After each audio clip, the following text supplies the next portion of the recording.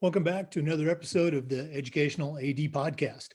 We couldn't do these without the incredible support of our sponsors, and we want to take a moment to say thank you to all of them. First, thanks to our diamond sponsor, Varsity Brands, including BSN, Varsity Spirit, and Herff Jones. Varsity Brands, elevating student experiences in sport, spirit, and achievement. We also want to thank our platinum sponsors, including Gipper, sports graphics made incredibly simple. Vital Signs, bring student achievements to life. Camp Mobile, where leaders communicate better. Hometown Ticketing, simple and easy online ticketing. And Ephesus Lighting, innovating a brighter future at every level. Thanks to all of our great sponsors.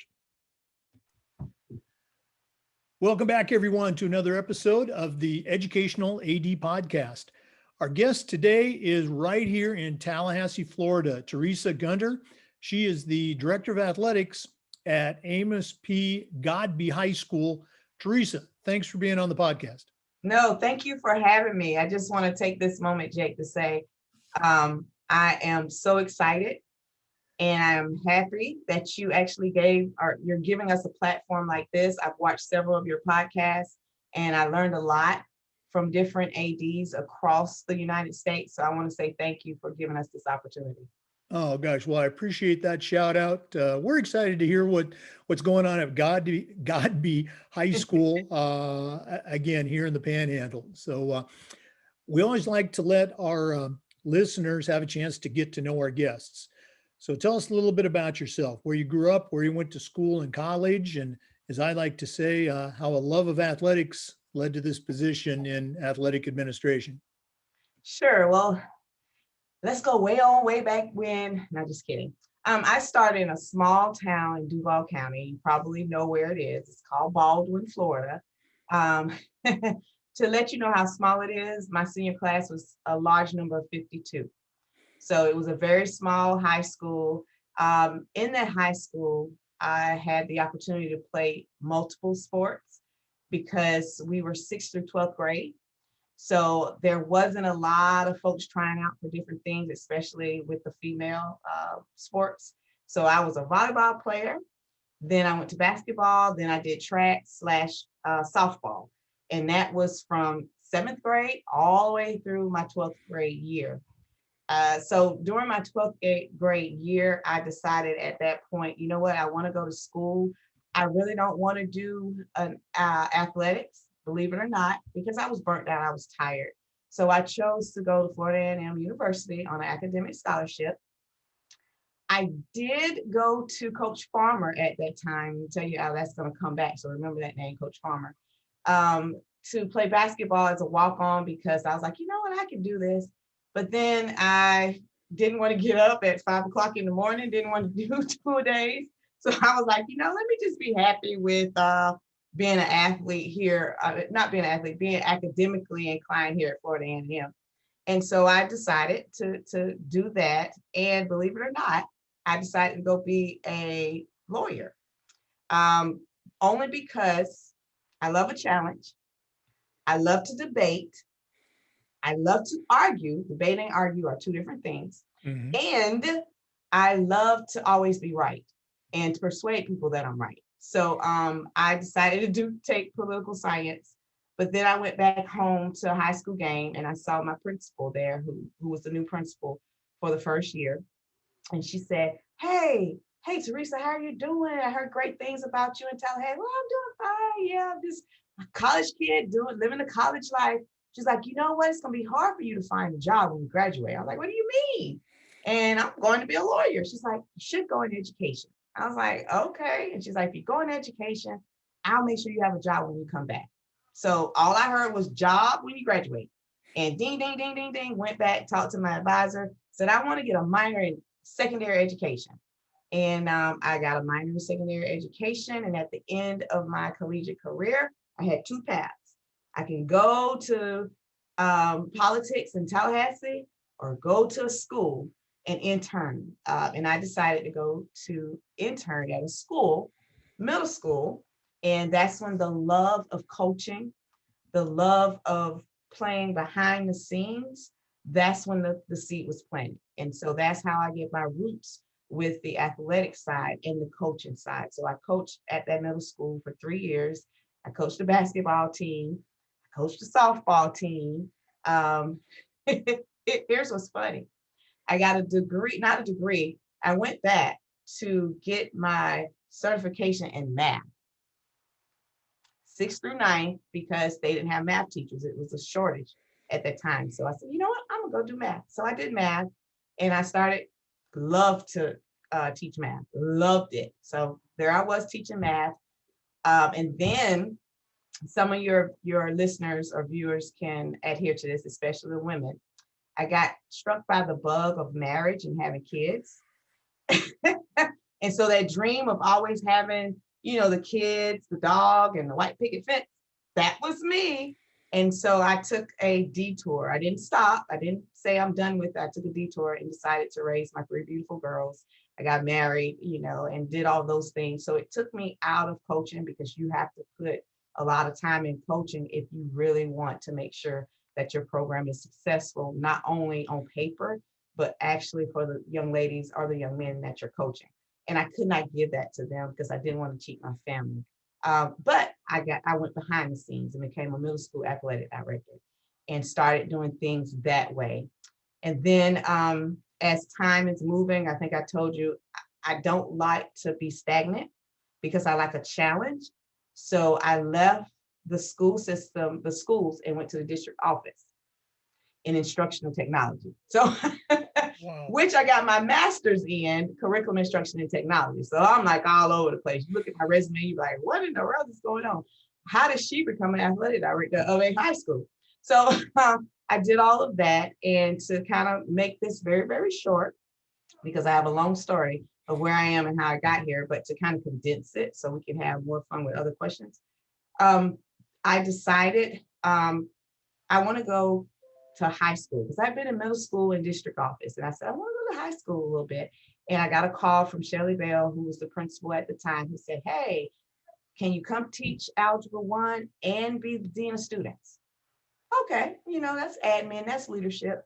Let's take that. And so I did it. And I came here and I rocked and I rolled being the dean and being a math teacher. Then I became the math department head. Then the football coach came to me and said, can you be academic coordinator? Can you make sure my athletes' grades are straight and clearinghouse? I'm like, yeah, I'll do it. Never knew how to do any of that. Jumped in, I learned it. And then guidance counselor position came up, and guess who said, I'll do it. So I went into guidance counseling for 2 years. I was junior guidance counselor. And then our previous AD decided, she got struck by the bug. She was younger, she got married, had kids, and said, I want to spend time. That was the door that opened for me to be Godby's athletic director. And so here am I. I always love hearing the stories and some of the things that you mentioned. There's a difference between arguing and debating. I remember having that discussion with my teenage daughter 100 years ago. And I too started out at the middle school level and just loved it. I wasn't sure how it was going to go, but that's a different breed of animal Oh gosh, at yes. the middle school level. So all those things that you did, all those experiences, I'm I'm going to say from my perch, probably prepared you in no other better way to become an athletic director. You're absolutely right. And I tell people this all the time. You shouldn't want to be one dimensional. You shouldn't want to kind of get in this little same playing of a record, just replay, replay, replay. You need to mix it up a little bit. You know how they have the mixtapes, that's way back in my day, had the mixtapes and everything is different. That's what you want. You want your professional career to be kind of mix up, change it up a little bit, because every experience prepared me for the one that came after it. So I have no regrets. One wasn't better than the other one. They all kind of helped me be the person I am. And I gave back to the profession. Whatever job I was in, I gave 100% to kind of keep moving on. And I always tell everybody that I work with, speak with, have a conversation with, you should always pay it forward. So whatever experiences you had, whatever you went through, if it's your testimony, if it's you picking somebody up, if it's you saying, hey, you're doing it the wrong way, always pay it forward from what you've learned from experiences in the past. So you're Well, absolutely right. It did help me where I am now. oh yeah, no, I can just imagine. Um, Teresa, in our profession, we always talk about the importance of leadership and mentoring that next generation. So I'm curious, who were some of your mentors, either maybe teachers or coaches you had growing up, or people that you might have worked with or worked for? Whose voice do you still hear in your head when you're talking to kids or coaches? One special old lady, I lost her this year. That was my grandmother. She raised me. My mom was in the military. She decided to, I want to go military. My grandma said, I don't care what you decide to do, you're not taking that little baby with you all over this country. So bring her to me. And so my grandmother raised me from a little bitty baby, but she was up in age. And so her youngest child, which is my aunt, she had to do all the ripping and running and making sure I had this, making sure I did that. So she was like the motherly figure, and then my grandmother was the grandmother. But I come from an extended family. So my grandmother, like I said, I just lost her this, well, not this year, it feels like this year, but last year, she was 109. So 109, she was the oldest living citizen in Baldwin, where we grew up. And I can hear her voice every time I am doing something. Every decision I have to make, I can hear her say, that's my little Rita. I know you're going to do what's best for you. So Rita is my nickname, by the way. So I know you're going to do what's best for you. So you keep moving. And so she's one with my personal and my professional life. She's that little person that sits here and she's like, you can do it. You can do it. There's nothing too hard. When you were a little girl, I used to da da da da. And so I moved from there. But in every job experience, coaching experience that I've had, I am always looking for someone to look up to, someone that I can take something from. So I've had my high school coach, who was also my basketball coach, my volleyball coach, my softball coach, because there's always that one coach that does everything.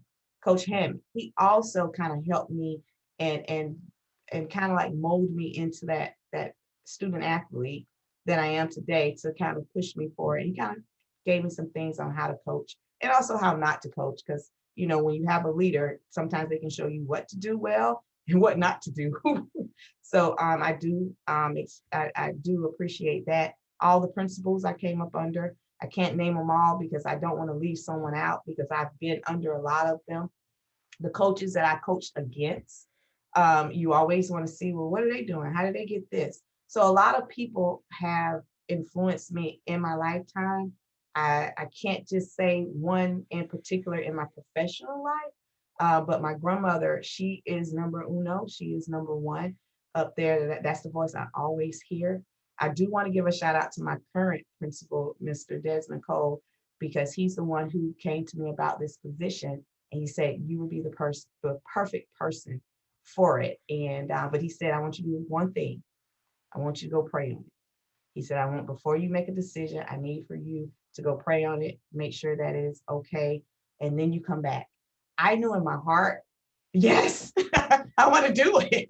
What are you talking about? It's sports. And then it's getting me away from this. Yeah, I want to do it.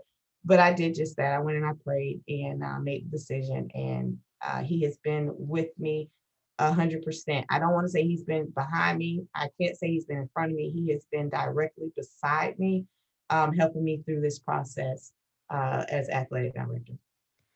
It's just so cool to hear again your family, your faith, and again, as an AD and with your career, you can't be successful in any role if that person above, that leader is not supporting you. And great description there, right alongside of you, not in Yeah. front, not behind. I love it. Okay. Uh, Teresa, you came out of a very tradition-rich, athletic program as a student. You've certainly been exposed to a lot of quality programs up there in the Panhandle. Now I want you to brag a little bit on Godby. One of the things we try to do at the podcast is share this idea of best practices. So What are a couple of things that when you look at your program from afar that you can say with equal parts pride and humility, boy, we do this better than anybody. We really do a great job at this. What are a couple best practices you can share from Godby? Okay, so when I took on this particular job, and I'm just 2 years in. Okay, this is I'm a baby. I'm just starting out. But I have inherited the family support, the love that Godby has for everybody, not just here in the school, but the community. So what we do, I think that is great, is we involve our alumni, you know, and we don't involve them in such a way, because some schools you can have where the alumni runs the sports department. You know what I'm saying? They're going to run the football, they're going to run the basketball, they're going to run the track. We don't have that. Our alumni, they want to come in and they want to help. Even the alumni of our cheerleaders, they want to come. How can I give back? What can I do to help with this particular program? So having that partnership with alumni where they're not dictating to us, but they are actually helping us become bigger and better is one thing that I take pride in. The other thing that I take pride on is the community, those who are not alumni, those who just live in the community, in the area, and they sit here and say, oh, look at Godby, because we have a community track. Back in the day when I was growing up, quite sure when you were growing up, the track, the tennis courts, all that was open to the public to come in at high schools to just play and do whatever you want to. And because of the times and because of safety, a lot of schools started locking those up.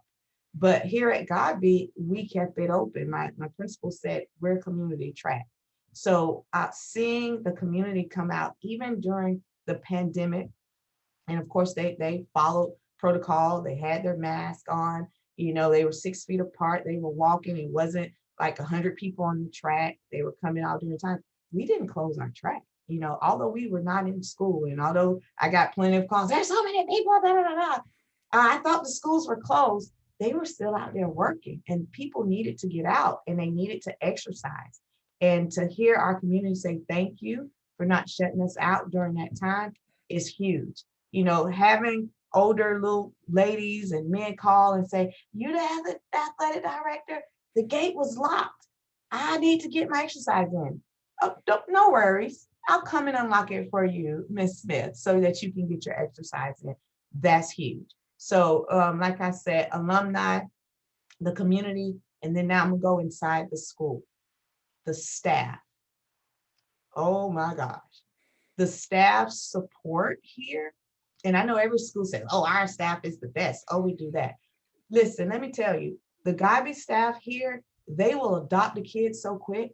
They will come to the football games, the basketball games, and they will have on shirts and they will have pom-poms and they will be the loudest cheerleader for our kids. That's huge in a program. A best practice is you have to make sure that you are open and that you're not closed within your program. It's just you, the coaches, and your athletes. No one else can participate.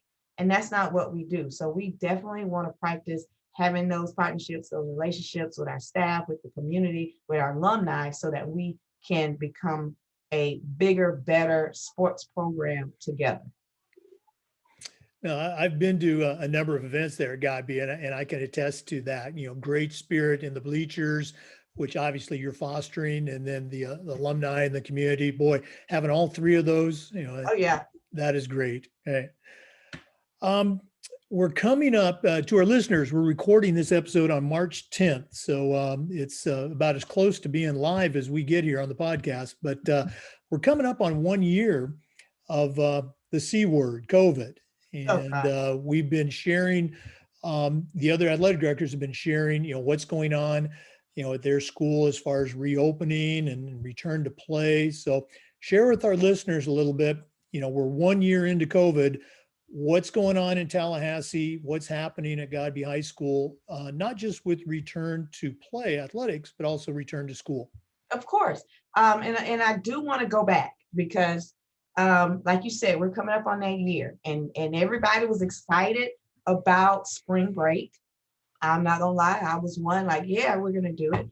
But we also had the reports and we saw the numbers on the television. So it was concerning to us. Oh my gosh, what's going on? Oh, we'll be out maybe an extra week for COVID. And then that extra week turned into we're not going to see the kids. You're not going to see each other. We're done. Stay your butt at home because this is bigger than what we ever expected. And we're in a pandemic. So all of that whole journey kind of shocked me as an educator, but then it shocked our coaches, our athletes, our parents. No one knew what was going on. So when you strip all of that away, trying to build that back up in a pandemic was tough. So I want to definitely give a shout out to the superintendent and the task force here in Leon County Schools because the moment we shut down, they started thinking about what is ahead. We know we got to get back up. We know we got to do things. How is that going to look? And you have to remember for everybody, this was a first. There was no precedent. There was nothing that we could pick and pull from and say, hey, let's do it this way. We had to lean on each other and give those ideas. And the superintendent put this task force together. He had the health officials from Leon County. He had principals, he had teachers, he had parents in the community. Let's come together, let's talk this through. One thing, and he brought on the ADs and we had a Zoom meeting. The one thing that I can appreciate with him, because I'm gonna be an educator first. And I tell everybody who plays in our sports program, student comes before athlete. So when we started to get back into the groove of things, we started with academics first. We put sports, hey, hold off.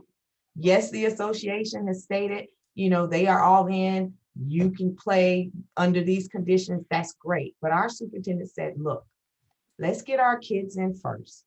Let's do 2 weeks. Let's see how the digital academy kids are going to go, the brick and mortar. Let's see how our parents are going to react with coming back with wearing masks. You know what I'm saying? No water fountains. You know what I'm saying? Wiping down when you go to the bathroom and getting all the spray stuff. Let's see how that is going to go. In the classrooms, you have to be 6 feet apart. Let's try that first before we introduce any sports. And I was one who was like, you're absolutely right. Let them get used to just being in a pandemic, back to school first, and then we'll throw in athletics. So that's what we did as a school district. We said 2 weeks, come back to the table, let's see what's going on. The 2 weeks looked good. We did have some cases here and there, but it wasn't anything big. And then we started rolling out our fall sports, which included the football and the volleyball. And we had our athletic directors meetings, and Scott Hansen was very direct on what should happen, when it should happen, who should have, everything. We had stacks and stacks of paper, of how it should go. We had this, we had that, we had a plan, and that's all you can ask for. And because of that plan, our district said, we will not allow anybody to come in and play. We will not allow you to go out and play. We are in this bubble as much as we can, and we're going to stay here and do the best that we possibly can. And although we had a lot of upset parents because we limited the amount of people who could come to the games. And this was huge for us because I just stated, we are a community-based school. We don't have we have parents who used to have kids here who still come and support the kids that they don't know. So to tell them, I'm sorry, we're not selling tickets to our community was hard. I mean, I was like, I'm sorry, but that's just what we're doing right now. We have to, we're in a pandemic. They understood that. And so we kept going. We were lucky. I shouldn't say lucky because I'm a woman of faith. We were blessed not to have any cases that took our programs down. Our football played all 6 games, I think they had on their schedule, and then the playoffs. Our volleyball, same thing. They played all of their games, and then the district playoffs. So we did well cross country. No cases of COVID that would shut us down. That didn't happen for other high schools, but I want to say it was because we were making sure we were doing everything that we're supposed to do. So we followed the same protocols for the next set, which was our fall sports. Wait, am I going backwards? Fall sports, and then our winter sports. We follow the same protocols. But now you're getting to the sports that are enclosed, our basketball. You know what I'm saying? It was different with football because we're out in the open, it's okay. But now we're enclosing folks. And it gets a little scarier because, we have a basketball that is being passed by everybody, plus the team, plus the refs, plus, so the chances went up a little bit higher. Again, we only had one little case where we had to shut down our whole JV and said, I'm sorry, because we had several cases and we didn't have enough to play. But we follow the same protocols. We didn't allow everybody to come in. We only allowed 4 family members per athlete to come in. So we did those things. Our numbers were very, very low in the stands, and that helped. And then in the spring, we came back, and when the numbers started changing and looking good for the state and for the world, and then the vaccine came in, and people were still moving, even though we got these different variants of the COVID strand, we were still excited about allowing our spring sports to open up more because they got cheated last year. They didn't get to play, maybe 4 games at most, and they were done. So the superintendent, along with Scott Hansen, and along with the ADs and the principals, we said we'll loosen up a little bit. And so we allowed them to start going out of the district to play games, and we are allowing districts to come in to play games. We kind of put a limit on how far west we can go and how far east we can go, how far south. We're not crossing over, I'm thinking, to another state, but that was big. We still have the limit of the amount of people who can come to the games, but we are kind of lenient with that because all of our sports are outside for the spring. So that was good. So that's what we did as a sports program, and that's what we did as a district. Well, I really appreciate you sharing that. It's great to hear the consistency that your district followed and your schools followed. And I think you're like me. We're excited that spring sports is going, but when it's finally over, I think we'll take that collective Of sigh course. of relief that okay, we got that season in, and now we can move on. Yeah.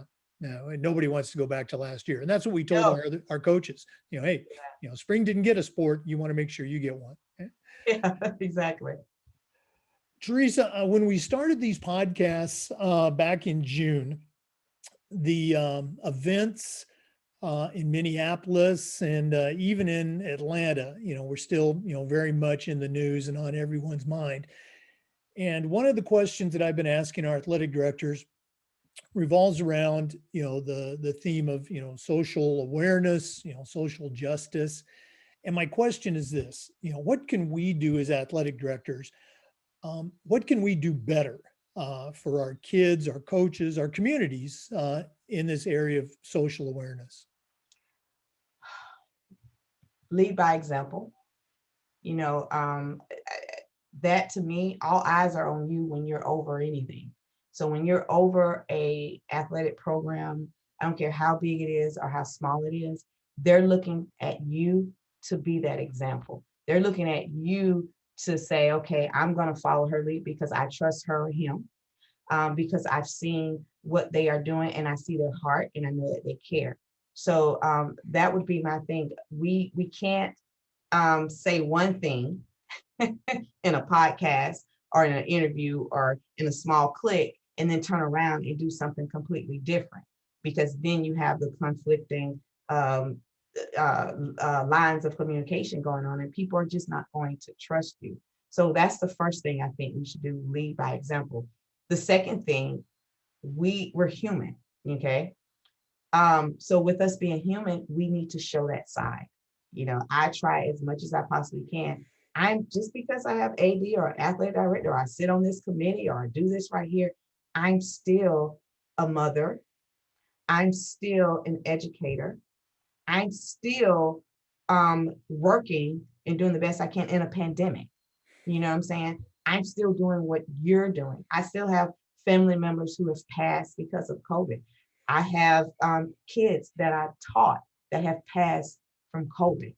So allowing people to see that, allowing people to say, oh, she is human. Oh, okay. Now they will start understanding. And like I said, be that example and start following behind you. Those are, in my opinion, the two most important things if we want to see that change and see people believing and doing. I think that's what we would have to do. I think you're spot on. I really appreciate you sharing that and sharing your heart. Let's lighten things up here a little bit. Okay. What, as you come into Godby every morning, what gets you excited? What are you looking forward to? What's your favorite part about being the athletic director at Godby High School? This is going to sound so crazy, but what makes my day is when a student athlete stops in. I don't care what it's for. I don't care if it's to complain about a coach. I don't care if it's just to say, hey, Miss Gunner, you got some snacks. I don't care. To see a student athlete come in and say, hey, Miss Gunner, blah, blah, blah, blah, blah, blah, blah, blah, blah. That makes my day because I'm not in the classroom anymore. So I don't get to see the kids. I don't get to say, hey, what's going on with you? What's going on? I'm not in the hallways because emails and phone calls and principal and all everything else have kind of kept me in this little area. So that makes my day, believe it or not, just having them. Here's the other crazy thing. Parents calling me and emailing me. That makes my day because now I feel like they're calling me, hey, I have this problem. Hey, what do I need to do to get my kid to play? Or if I'm calling them saying, hey, your kid has this academic issue, we need to straighten it up before they, all of those things, it gets me excited. Having senior parents, can I make an appointment with you? I really need to talk about this clearinghouse. Yeah, come on in. I clear everything. Yes, are you sure it's okay? Yes, I'm positive it's okay. I hold my calls. I'm in a meeting, leave me alone. And to sit there to take a student and their parents step by step of how you're going to play in, at the next level and what you need to do. Let's look at his grades. Man, I go crazy over stuff like that. So that's what gets my blood pumping. Yeah, I can sit here and say, oh, whenever our basketball team wins, whenever our, girls flag football team wins, that gets me excited. It does, and it should. But those are the things that really get me moving when I can come in and talk to a kid, talk to a parent about our program and what our program is doing for them and what it will do for them, even our ninth graders. Hey, look, this is what we're going to do for your kid starting now. I need you to help us get on board. And we push through. So those are the most exciting things for me. Now, I just see myself in my office. So when you're not coaching, you don't have that daily scheduled interaction with the kids. But as Mhm. an AD, when that student comes by, and you said parents, I love to talk to parents, Yeah, even that, pain in the what parent, yeah, they are. because it's you get a chance to maybe get them over on your side just a little bit. But yeah, that's the job, and for me, that's the most fun, and obviously it is for you too. Yes, it is. Well, Teresa, this has just been so cool getting to know you a little bit, but we're not done yet. Oh gosh. Okay. Uh, we always like to wrap up with what we call the athletic director's toolbox. Now, you mentioned that you're, new to athletic administration, but you're certainly not new to the world of athletics. So, right now, I'm going to challenge you to send out a brand new athletic director on their very first job, but I'm only going to let you put three things in their toolbox. What Okay. three items are going to go in Teresa Gunter's athletic director toolbox? Okay. So the very first thing is going to be excitement and motivation.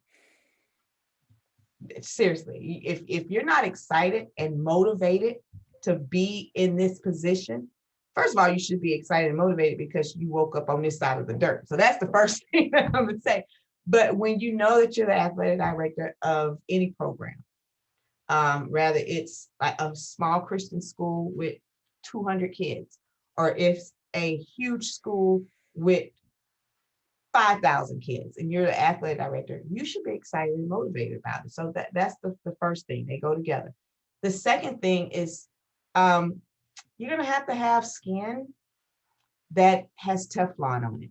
Okay. Because you're going to have to learn to let stuff just roll on off because everybody is going to, as the kids say, come for you. They're coming for you because you are doing good. If they're not coming for you, you might want to go back to the drawing, page and try to figure some things out.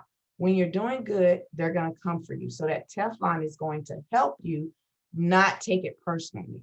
You know what I'm saying? If a parent calls and complain about a coach and my kid this, you have to think that kid, that parent is the advocate for that kid.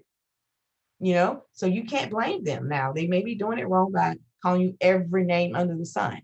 Okay, maybe they need to change how they approach you, but they're the advocate for their kid. So having that Teflon skin to let it roll off, take a deep breath, and then assess the problem, the issue, and move from there. You're going to do great. The third thing is having some type of organizational plan. And let me tell you why. When I took on this job, the previous AD stayed here and she was the junior guidance counselor. We just flip flop. So I could lean back to her and say, hey, what did you do? What is this right here? And she had folders upon folders. Oh, it's here, it's here, it's here, it's here. She was very organized. And I was like, wow, let me get organized. So having an organizational plan is going to help you tremendously, making sure that I have a calendar for this. But I said I will never have a paper calendar because technology is crazy. Hello, I have a paper calendar right here. That's just part of my organizational plan. Emails, having a plan with emails. I come in 1 hour, I devote to answering emails and returning phone calls. That's in my plan. And then I stick to the plan. Yes, you may have some things where you can't stick to it, but stick to it as much as you possibly can. Because if you start flying away, oh, I'll get to that later, you're going to get behind and you're going to find yourself without the Teflon skin because it's going to melt away. And then you're going to find yourself saying, why the heck did I take this job? This is too much for me. I don't think I'm the right person. You start doubting yourself. So make sure you have that organizational plan. You have that Teflon skin. You have that motivation and excitement so that you can move on. And you said three things. So those are my three things. But I want to tell a new athletic director, find something that no one else is doing, and then you do it. What in the world does that mean? That's so vague. It doesn't matter. Find something that someone else isn't doing and do it well.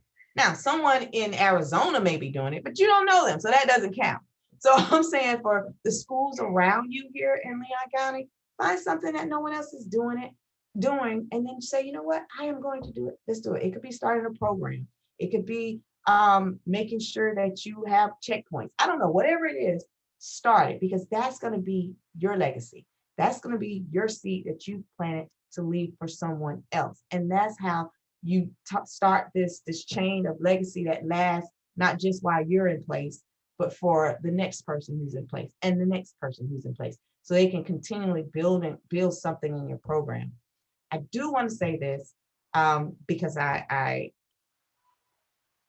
know we don't want to end in a bad note. I promise you I will just explode with something great. But I am thinking really hard to try to find something new. And I wanted to do it before my first year, but then, COVID hit and stuff went out the window.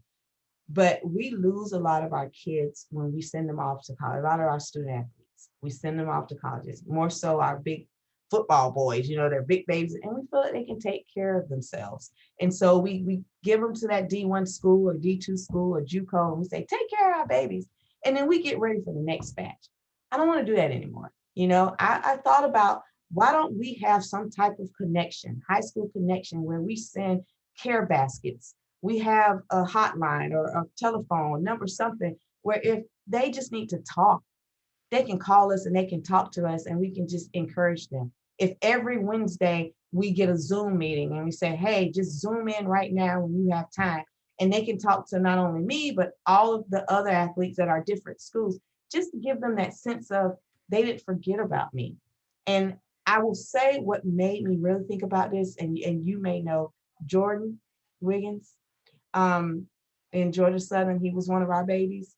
And he was one that I was hugging and smiling and excited that he was going to Georgia Southern and he was up here. He lost his mom during his senior year. And everybody stepped in. Everybody stepped in with him. And we were there for him. The coaches grabbed him We encouraged him, let's go, you can do this. He did well. He went over to Georgia Southern. The coaches were talking about him, and we got that dreadful call. That dreadful call that he committed suicide. What? Very smart kid. What's going on? And I thought about it as a guidance counselor. We dropped him into this place without any of the support system that we had given him so much his senior year when he lost his mom. We dropped the ball. And so I don't want to drop the ball anymore. I don't want to do it. I want to be there for those kids, regardless. Some are going to do fine. We have a lot who are doing great, and they have a great family support system, but they are with us, believe it or not, a long time. And they're with us during school. They're with us after practice, during games. Why are we leaving these babies? So that's one thing that I am going to start back. It's a care package. I'm going to give them lines where they can call, they can talk to me, they can talk to old teachers, they can talk to old guidance counselors. And we're just going to have a party for those kids to make sure that they know that they're not alone. So I just wanted to give a plug for that because I do know that it's happening a lot. And that's something I'm going to start up. And my principal has already okayed it. So I'm excited about that. And we're going to move forward for that. So that's the happy thing that's going to happen. We're going to do it at Godby. That's something no one around here is doing.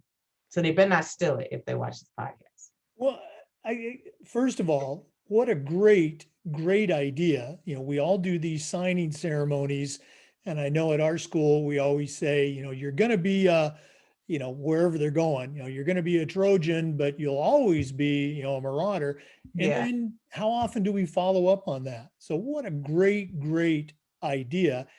And remember, athletic directors are notorious, and we encourage them to steal those great ideas. So Yeah. don't be surprised if somebody, even in the panhandle, Not before me.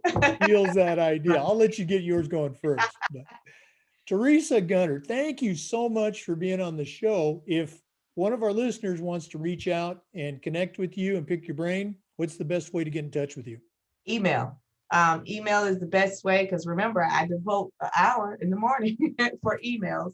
So that email is my last name, Gunter, Gunter hyphen Jackson, Jackson at leonschools.net. Okay, so Gunter hyphen Jackson T at leonschools.net. That is it. All right, that's pretty good. I've got that email. Okay. Teresa, thanks again. To our listeners, remember the Zoom recordings of these interviews are also being uploaded to the FIAAA Educational AD YouTube channel. And until next time, thanks for tuning in. Come back again for another episode of the Educational AD. All right. Thank you.